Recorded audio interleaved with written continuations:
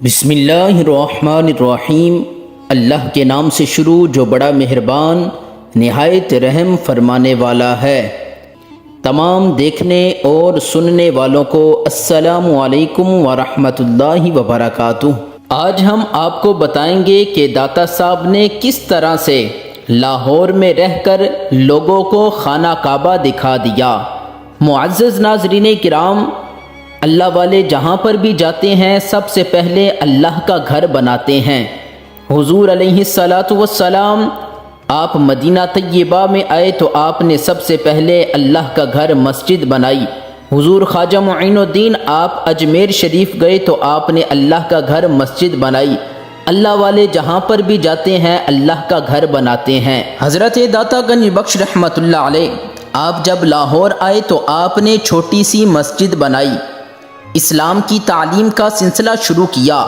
لاہور کے کسی عالم نے اعتراض کیا آپ کی مسجد کے قبلے کی سمت درست نہیں، محراب ٹیڑھا ہے۔ آپ نے ارشاد فرمایا کل لاہور کے تمام علماء میرے پیچھے نماز پڑھیں گے۔ دوسرے دن تمام علماء انہوں نے حضرت داتا گنج بخش رحمۃ اللہ علیہ آپ کے پیچھے کھڑے ہو کر نماز ادا کی۔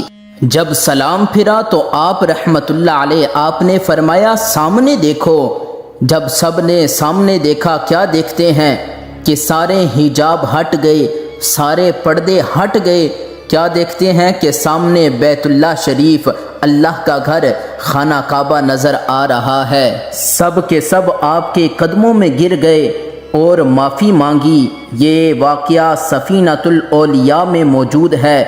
آپ رحمت اللہ علیہ نے یہ مسجد بنائی اور خالی مسجد نہیں بنائی بلکہ مسجد کو آباد بھی کیا ہے، اور آج بھی آباد ہے اور قیامت تک یہ مسجد آباد رہے گی۔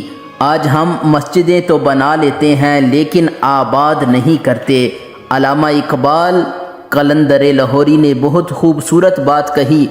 آپ فرماتے ہیں کہ مسجد تو بنا دی شب بھر میں، ایمان کی حرارت والوں نے، من اپنا پرانا پاپی ہے برسوں میں نمازی بن نہ سکا۔